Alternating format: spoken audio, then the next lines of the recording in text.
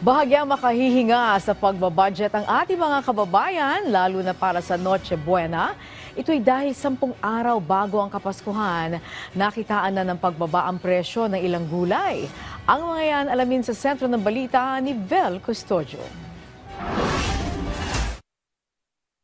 Lagpas doble na ang ibinaba ng presyo ng carrots na 100 hanggang 120 pesos kada kilo na lang sa kamuning public market, mula sa dating presyo nito na umaabot pa sa 300 pesos.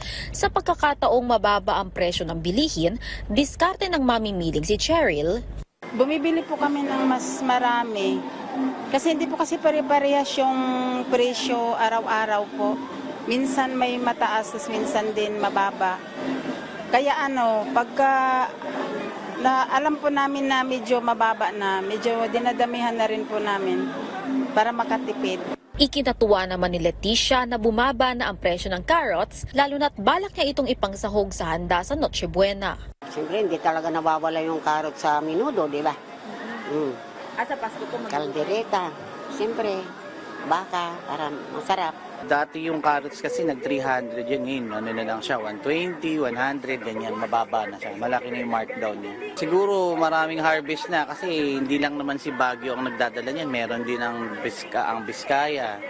Hindi lang siya highland eh. Siguro sabay-sabay din yung pag-ani, kaya dumami yung supply. Bahagyaring bumaba ang presyo ng patatas na 100 hanggang 140 pesos ang kilo, na kung dati ay umaabot sa 160 hanggang 200 pesos.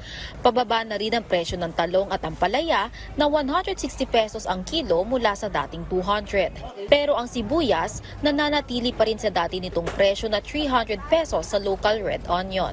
Marami naman ang supply ng imported na sibuyas na 200 hanggang 250 pesos kada kilo sa red onion, habang 140 pesos naman sa white onion. Ayon sa Department of Agriculture, patuloy ang pagmahal ng imported na pulang sibuyas dahil sa mataas sa export prices mula sa mga pangunahing supplier at paghina ng piso kontra dolyar. Kaya naman matatanda ang itinaas ng ahensya ang maximum suggested retail price o MSRP ng pulang sibuyas sa 150 pesos kada kilo mula sa dating 120 pesos. Pero hindi pa rin daw nagbababa ng presyo ang pinagkukunan ng pulang sibuyas sa palengke, kaya hindi pa mai-a-adjust ang retailer ang presyo nito. Umaasa naman sila na bababa na rin ang presyo ng lokal na sibuyas sa panahon ng anihan simula sa susunod na buwan. Yung red onion na local, hindi naman natin harvest season ngayon.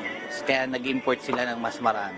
Dami na yan kasi ilang araw lang naman ito, di ba? Pasko. Ilang araw na lang, katapusan na ng taon. Pag dumami ang supply, bababa na naman yan. Samantala, mananatili naman sa 120 pesos kada kilo ang MSRP ng puting sibuyas. Sa kabila nito, sinabi ng ahensya na sapat pa rin ang kasalukuyang price cap dahil sa matatag na supply at maayos sa kita para sa mga nasa industriya. Samantala, stable naman ang presyo at supply ng bigas sa kabila ng extended importation ban at mga nagdaang bagyo.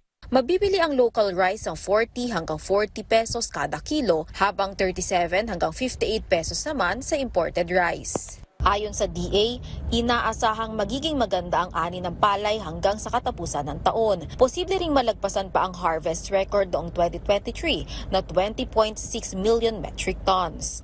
Vel Custodio para sa Pambansang TV sa Bagong Pilipinas.